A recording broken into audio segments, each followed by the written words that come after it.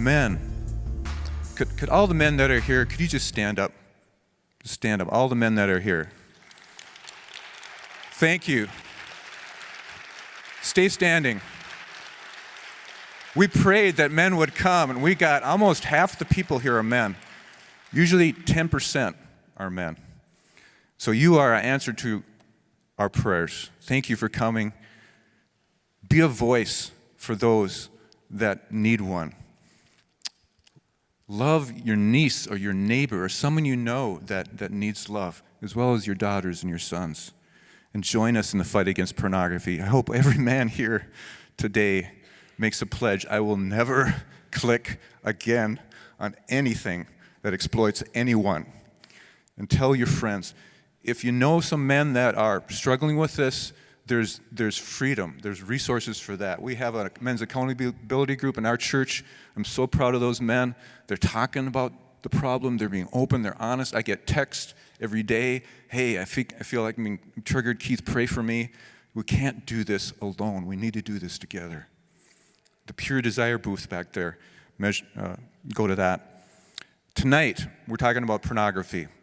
And it's not just for people that have problems with pornography. It's for people that want to understand how pornography is destroying families and what we can do about it, just like Don mentioned before. We will not end this battle unless us men stand up at parties, at retreats, at places and say, look, I'm not going to do this. Just a real quick story. A guy was invited to an ice fishing party with his friends. He didn't want to go because there was an obnoxious guy there that all he talked about was sex and porno movies, and he'd do all this stuff during the ice fishing weekend, and he did not want to have anything to do with it. But he decided, I'm going to go. So he went, and this guy started doing the same thing he usually does. And that guy stood up, and he says, what are you doing? And he didn't yell at him, but he said, do you understand what you are feeding into? Do you understand the reality behind what you're seeing? Do you understand that a significant portion of the women and that you're seeing on pornographic films are indeed being trafficked? And then he stood down. And the whole tenor of the whole weekend changed. And he asked his friend, why did you invite me to this retreat this weekend? I don't even ice fish.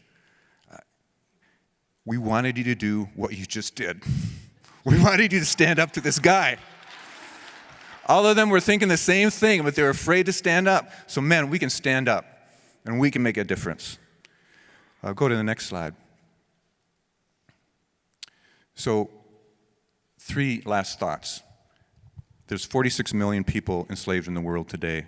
There's between 100 and 300,000 in the U.S. conservatively. But God doesn't think about numbers. God thinks about individuals. He thinks about Bella. He thinks about Brianna. He thinks about Mike. He cares about them. If someone's in your life that you can just love and care for, you are doing the work of preventing exploitation in the future. Focus on the one. Secondly, start small. Maybe what you can do tomorrow is just get on your knees and pray. God, what can I do? Maybe you want to watch one of the documentaries that we're showing Sunday night. Nefarious was showing that in about 3 or 4 locations. We're showing The Pink Room, mainly about Cambodia and some other locations. You can see that in our Freedom Weekends flyer at our booth. Pick one of the things on this list and say, I'm going to do one thing, God. I just want to do one thing. Maybe that's just saying, God, I'm sorry. I need you to guide me. I need to show me I'm yours. I'm available to you to do whatever you want me to do. Lastly, do it together. We will never win this battle alone. That's why we had all these ministry partners here today. That's why you brought Don and Bridget from halfway around the world. We need to work together.